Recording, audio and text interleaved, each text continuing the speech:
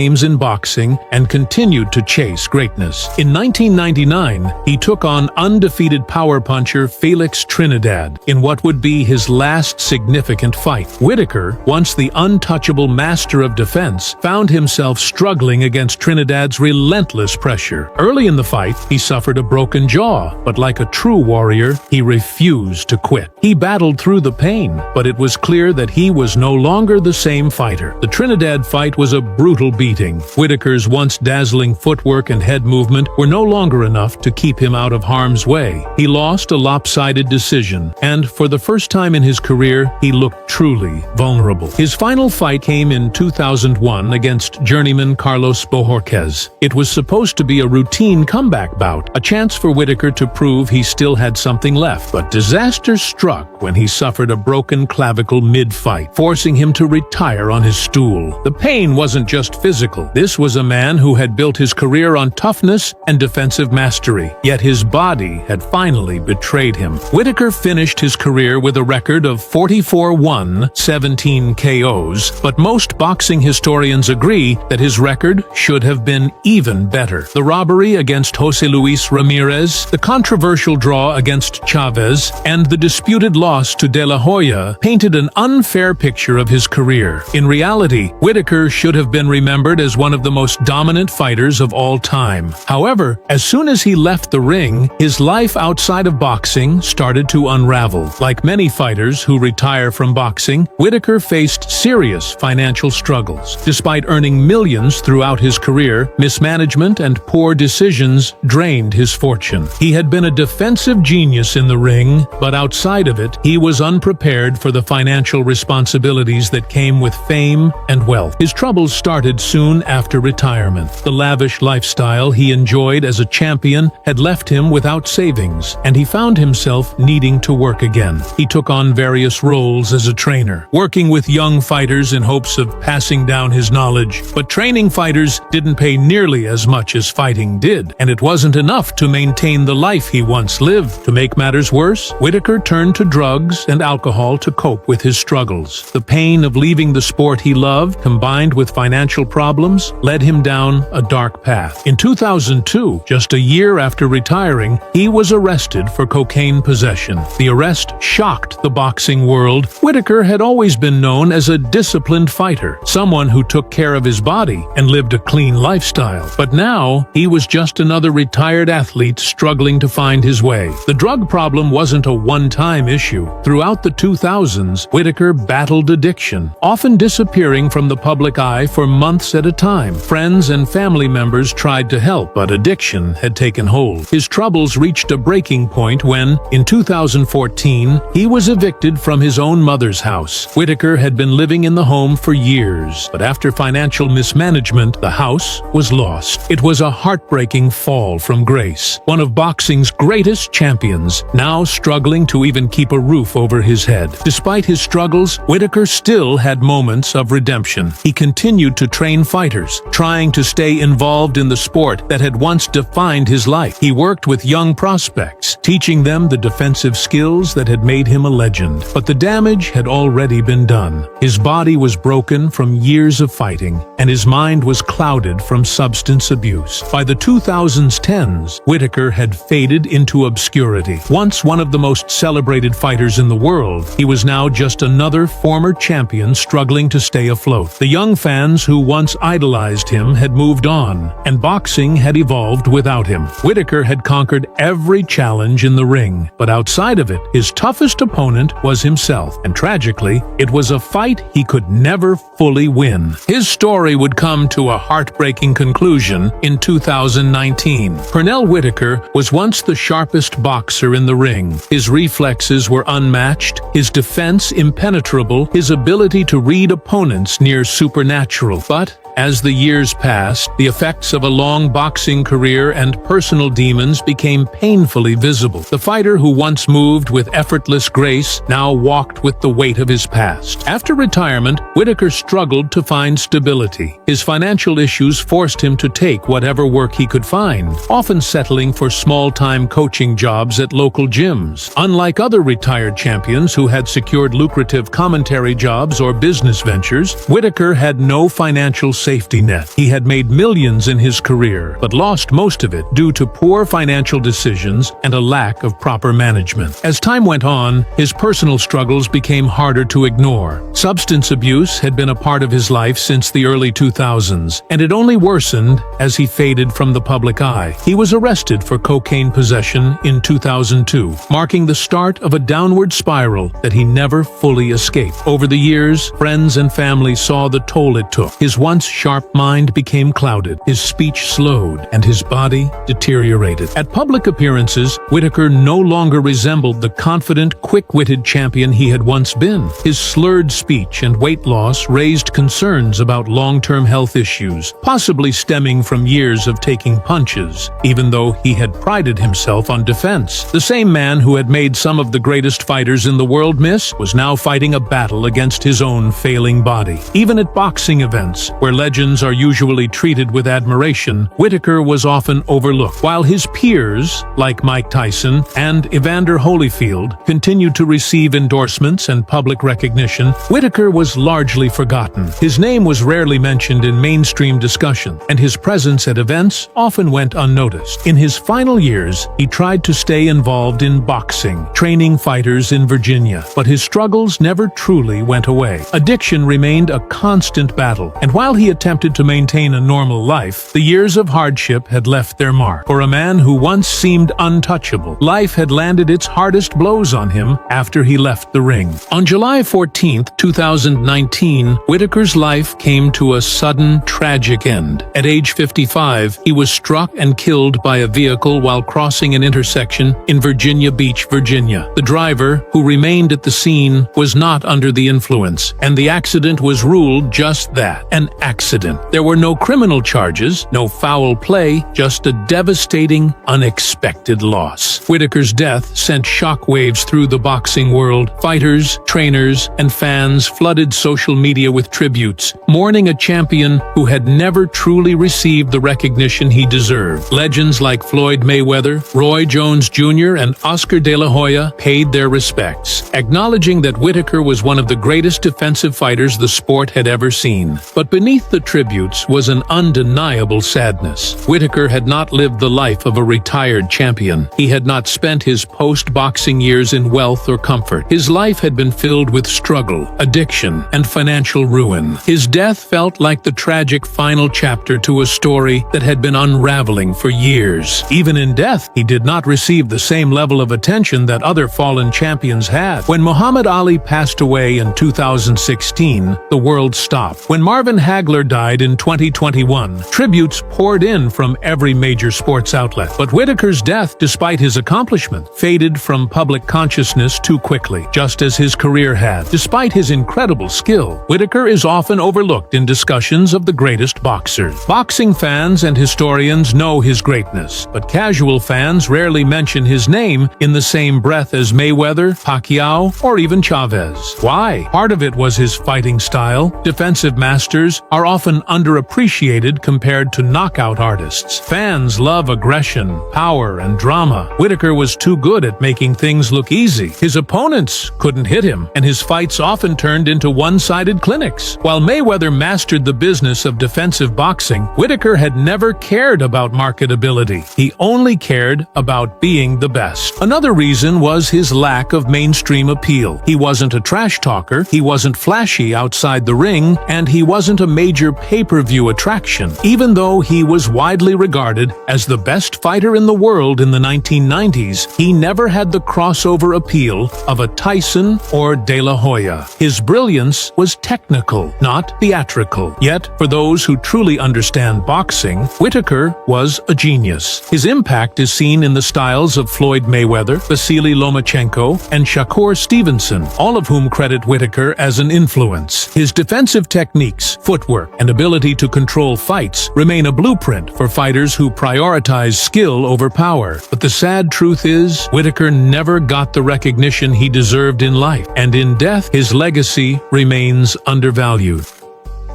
Terry "Terrible" Norris was a fighter unlike any other. A four-time world champion, a knockout artist, and one of the most electrifying super welterweights in boxing history. His speed, power, and relentless aggression made him a nightmare in the ring, as he took down legends like Sugar Ray Leonard, John Mugabe, and Donald Curry. But while his battles inside the ropes made him a star, his toughest fight began after boxing. Years of punishment took their toll. His speech slowed, his body weakened, and his sharp mind faded. Legal troubles, financial struggles, and a devastating diagnosis of pugilistic dementia turned his once glorious life into a tragic, cautionary tale. Now, at 57, Norris faces an opponent he cannot simply outbox. This is the story of Terry Norris, his rise to greatness, his painful decline, and the heartbreaking reality of his life today. Terry Norris was born on June 17, 1967, in Lubbock, Texas, into a family that valued hard work and determination. From an early age, he excelled in multiple sports, particularly baseball, where he showed promise as a future star. But deep inside, Norris had a fire that couldn't be satisfied by just hitting home runs. He wanted to fight. His natural athleticism and fierce competitive spirit led him to boxing. And once he stepped into the ring, it was clear he had found his true calling. As an amateur, Norris was nothing short of dominant. He racked up an astonishing record of 291 wins with only 4 losses, winning the Texas State Golden Gloves Championship 4 times. His blend of speed, power, and raw aggression made him one of the most feared young fighters in the country. In 1986, at just 19 years old, Norris turned professional, and it didn't take long for him to make an impact. In his debut fight, he announced himself to the boxing world with a devastating first-round knockout, a preview of what was to come. Fans and experts alike saw the potential. Norris had all the tools to become a champion. He was fast, powerful, and had an almost reckless confidence that made him a must-watch fighter. But even the most talented fighters face adversity. And for Norris, it came early. After an impressive 12-0 start to his pro career, he suffered his first professional defeat, losing a close points decision to Derek Kelly.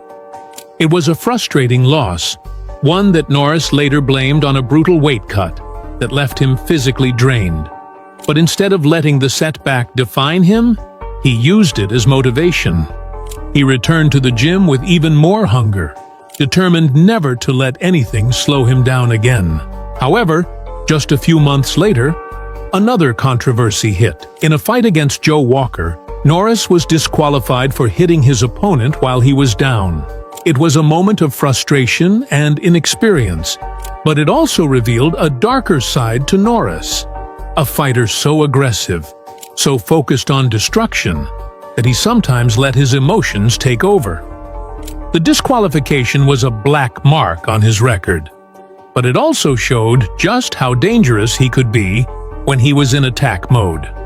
Determined to put the losses behind him, Norris went on a rampage, tearing through the competition with a string of dominant performances. He took on future champions like Quincy Taylor and Steve Little, proving that he was not just a power puncher, but a complete fighter with the skills to compete at the highest level. Each victory brought him closer to the top, and with every fight, he became more feared. By the late 1980s, Norris was one of the most exciting young contenders in boxing. He had the speed, the knockout power, and the showmanship that made him a star in the making. But he was still missing one thing: the world title. And soon, he would get his chance to claim his place among boxing's elite. By 1989, Terry Norris was on the verge of stardom. He had built himself into a dangerous and skilled contender, and after tearing through the competition, he finally earned his first shot at a world title. His opponent? The fearsome Julian Jackson, the WBA super welterweight champion, a fighter with one of the highest knockout percentages in boxing history. Going into the fight, Norris was confident. He had the speed, the footwork, and the technical skills to outbox Jackson. And in the first round, that's exactly what he did. Norris put on a masterclass, peppering Jackson with sharp jabs and quick combinations, making the champion look slow and frustrated. As the round ended, it seemed like Norris was on his way to pulling off the biggest win of his career. But boxing is a sport where one mistake can change everything. In the second round, Norris got a little too comfortable. He moved backward without throwing punches, giving Jackson just enough space to unleash his most dangerous weapon, his right hand. In an instant, Jackson's punch detonated on Norris's chin like a bomb, sending him crashing to the canvas. The young challenger struggled to get up, but his body wouldn't respond. The referee stopped the fight. In just a few seconds, all of Norris's dreams had been shattered. The knockout was brutal, and the loss was devastating. But what made it worse was that Norris had been winning the fight. He had been in control, making Jackson look ordinary, until that one moment where everything changed. It was a painful lesson, but one that Norris refused to let define him. Instead of letting the loss break his confidence, Norris used it as fuel. He returned to the ring just months later, determined to prove that he belonged among the best. He put together an impressive win streak, defeating every opponent put in front of him. His speed, power, and relentless aggression made him one of the most exciting fighters in the sport. And soon, another opportunity came knocking, a second shot at a world title. This time, the opponent was John "the Beast" Mugabe, a fighter known for his incredible knockout power. Mugabe had a terrifying record of 36 wins, 36 knockouts. Every fight he had won ended with his opponent on the canvas. Going into the fight, many believed Norris was walking into another nightmare scenario, but the young challenger had other plans.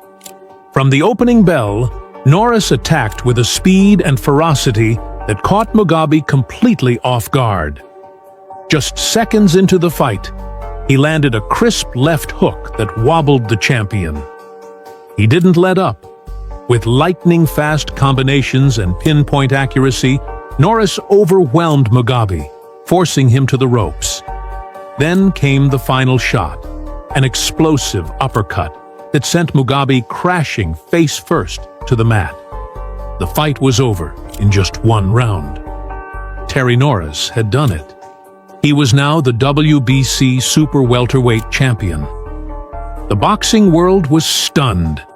In less than 3 minutes, Norris had erased the memory of his loss to Jackson and announced himself as the new king of the division.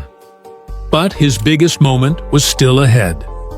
In 1991, Norris defended his title against one of the greatest fighters of all time, Sugar Ray Leonard. At 34 years old, Leonard was past his prime, but he was still a legend, and many believed his experience would be too much for the young champion. Norris, however, had other plans. From the very beginning, he dominated the fight. He was too fast, too sharp, and too powerful. In the second round, Norris sent Leonard to the canvas with a beautiful right hand. It was a shocking sight. One of the most iconic boxers in history, struggling to get back to his feet. Leonard fought on, but the beating continued. In the seventh round, Norris knocked him down again with another vicious combination. By the end of the fight, there was no doubt who the winner was. Norris had completely outclassed the Hall of Famer, winning a dominant, unanimous decision. The victory over Leonard was the moment that cemented Norris's status as a superstar. From there, he continued to prove that he was the best in the world. He successfully defended his title against elite fighters like Donald Curry, Meldrick Taylor, and Maurice Blocker, all of whom were former world champions. Each fight was another statement, another reminder that Terry Norris was not just a champion, he was a dominant force in boxing. With his incredible speed, devastating knockout power, and a fearless fighting style, Norris had become one of the most electrifying fighters of his era. But while he was on top of the world, the brutal reality of boxing was always lurking in the shadows. And soon, Norris would find himself facing battles far more dangerous than anything he had ever encountered inside the ring. By the early 1990s, Terry Norris had established himself as the undisputed king of the super welterweight division. His blend of speed, power, and technical mastery made him one of the most feared fighters of his era. After dethroning John Mugabe and dominating Sugar Ray Leonard, Norris went on a tear, defending his WBC super welterweight title an incredible 16 times. Fight after fight, he overwhelmed his opponents with relentless aggression, leaving no doubt that he was one of the best pound-for-pound fighters in the world. His knockout victories over Donald Curry, Meldrick Taylor, and Maurice Blocker only solidified his reputation. Unlike many champions who relied on single-punch power, Norris was a calculated destroyer. He used speed and precision to dismantle his opponents, often finishing fights in spectacular fashion. But boxing is a cruel sport. No matter how dominant a fighter appears, the punishment adds up. And for Terry Norris, the first real cracks in his armor began to show in 1993. That year, he stepped into the ring against Simon Brown, a former welterweight champion known for his toughness and heavy hands. Going into the fight, Norris was a huge favorite. Brown was respected, but many believed he was past his prime, and few expected him to give Norris much trouble. But from the opening bell, something seemed off. Norris wasn't his usual sharp, aggressive self. He was sluggish, reckless, and overly confident, perhaps underestimating Brown's ability to hurt him. In the final seconds of the first round, Brown landed a perfectly timed left hook that sent Norris crashing to the canvas. It was the first sign that something was wrong. Norris got up, but he never fully recovered. Brown sensed the opportunity and kept pressing forward, landing clean, powerful shots. By the second round, Norris was visibly shaken. Another huge right hand wobbled him, and by the third, Brown was in complete control. Norris continued to fight back, but his legs were gone, his reflexes weren't there, and Brown punished him with brutal combinations.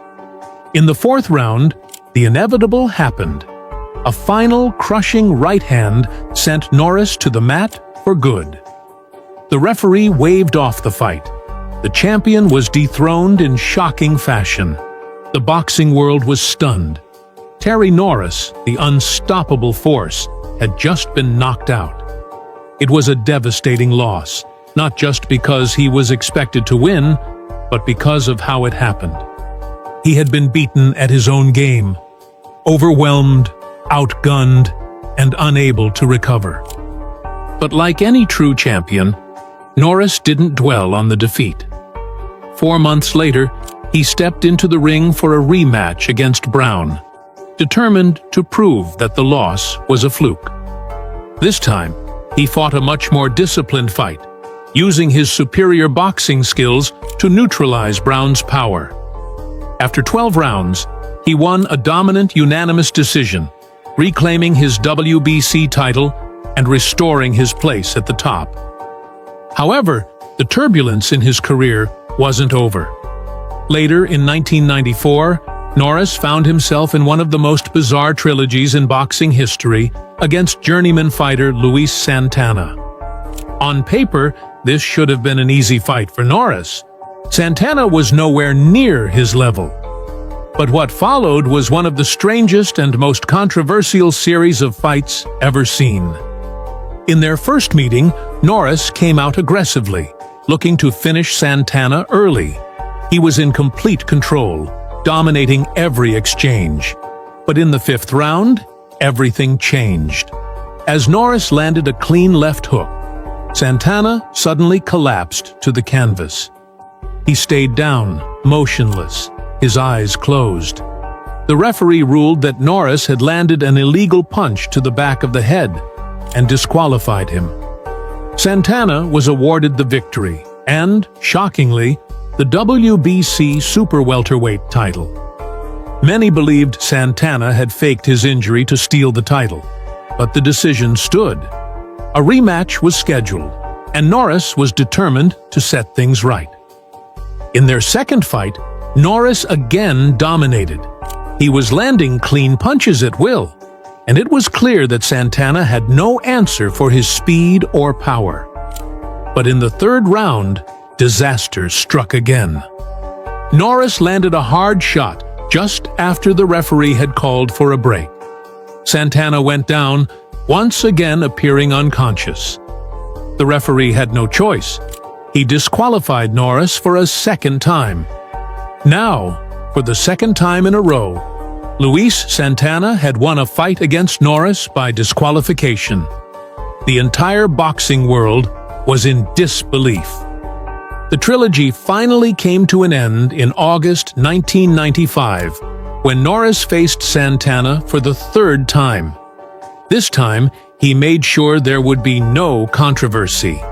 From the opening bell, he attacked with ruthless precision. In the second round, he landed a brutal combination that sent Santana to the canvas for good.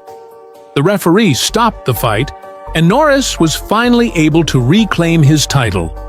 But while he had regained his belt, something had changed. The wild nature of the Santana fights had shown that Norris's emotions were getting the best of him. The pressure of maintaining his dominance, combined with the mental and physical toll of his fights, was starting to take its toll. And outside the ring, his problems were just beginning. In 1993, Norris made a career-altering decision. He signed a long-term promotional contract with Don King, one of the most infamous figures in boxing. At the time, it seemed like a smart move. King had promoted some of the biggest stars in the sport, and working with him meant bigger paydays and higher-profile fights. But as so many fighters before him had learned, doing business with Don King often came with a price. By the mid-90s, Norris began to suspect that something wasn't right with his finances. Despite making millions, he wasn't seeing the money he expected. His manager, Joe Sayatovich, was also involved in his business dealings, and Norris started to believe he was being taken advantage of. By 1997, Norris had had enough. He filed lawsuits against both Don King and Joe Sayatovich, alleging that they had exploited him financially. He claimed that King had altered his contract without his knowledge and that millions of dollars had gone missing. The legal battle would drag on for years, further distracting Norris from his boxing career. While he was still a champion in the ring, his focus was slipping. The combination of brutal wars, legal battles, and financial disputes was slowly chipping away at his once unshakable confidence. At this point, Norris was still winning fights, but he was no longer the same unstoppable force he once was. The signs of wear and tear were becoming more evident, and soon his reign as champion would come to a painful end. What followed next would not only mark the downfall of his boxing career, but also set the stage for the tragic struggles he would face later in life. By the late 1990s, Terry Norris was no longer the unstoppable force that had once ruled the super welterweight division. After years of brutal wars, punishing training camps, and an aggressive fighting style that left him open to unnecessary damage, the signs of decline were becoming impossible to ignore. For a decade, Norris had dominated, racking up knockout victories and proving himself against some of the best fighters of his generation. But boxing is unforgiving. No matter how great a fighter is, time, wear, and punishment eventually catch up. And for Norris, the fall was as brutal as his rise had been spectacular. It all started in 1997. By this point, Norris had defended his title an astonishing 16 times. He was the longest reigning champion in his division, and had cemented his legacy as one of the greatest super welterweights in boxing history. He was still fast, still dangerous, but something had changed. His reflexes weren't as sharp, his chin wasn't as sturdy, and his ability to recover from punishment wasn't what it once was. His first major sign of decline came on December 6, 1997, when he stepped into the ring against Keith Mullings, an opponent who, on paper, was nowhere near Norris's level. Mullings was a solid fighter, but he had lost 5 of his last 6 bouts and was seen as nothing more than a stay-busy fight for Norris before a potential mega-fight with Oscar de la Hoya. But what should have been an easy defense turned into a nightmare. From the opening bell, Norris looked sluggish. His once impeccable footwork was slower, and his famous ability to slip punches seemed to have faded. Mullings, sensing weakness, pressed forward aggressively. He landed clean shots early, shaking Norris in a way that had rarely been seen before. By the middle rounds, it was clear that Norris was in trouble. His legs weren't under him, and his ability to take a punch had deteriorated. Mullings, who had never been known as a devastating puncher, was landing at will. Then, in the 9th round, it all came crashing down. A final onslaught from Mullings sent Norris staggering across the ring before the referee stepped in to stop the fight. The once dominant champion had been dethroned, not by a superstar, not in a super fight, but by a journeyman. The loss to Mullings was devastating, not just because it ended his reign, but because it showed the world what many had already suspected. Terry Norris was no longer the same fighter. But rather than walk away, he pressed on. 9 months later, he returned to the ring to face Dana Rosenblatt, a skilled southpaw with a strong boxing IQ. This time, there was no knockout loss, but Norris looked even worse. Slow, hesitant, and unable to let his hands go, he was outboxed for 12 rounds, losing a unanimous decision. At this point, it was clear. Terry Norris, once an unstoppable force, was now a shell of his former self. But the worst was yet to come. Determined to give it one last shot, Norris took one final fight in November 1998 against Laurent Boudouani, a talented French fighter who had been the WBA super welterweight champion. It was a fight Norris should never have taken. Boudouani picked Norris apart from the opening bell. The speed, the timing, the reflexes, everything that had once made Norris special was gone. By the 9th round, he was taking unnecessary punishment, and the referee mercifully stopped the fight. Terry Norris, the once great champion, had lost 3 fights in a row. His career was over. He walked away from boxing with a record of 47 wins, 9 losses, and 31 knockouts. His legacy was secure. He would go down as one of the greatest super welterweights of all time. But while his time in the ring was finished, his greatest battle was only beginning. For years, Norris had taken tremendous punishment in the ring. He had always fought with his hands low, relying on his speed to avoid punches. But as he slowed down, he began absorbing more and more damage. The countless wars, the brutal knockouts, the late career losses, all of it had left its mark. Shortly after his retirement, doctors discovered that Norris had suffered significant brain damage. His speech had become slurred, his memory was failing, and he was experiencing difficulty with coordination. At first, he brushed it off, thinking it was just the effects of aging. But by the mid-2000s, it became clear that something was seriously wrong.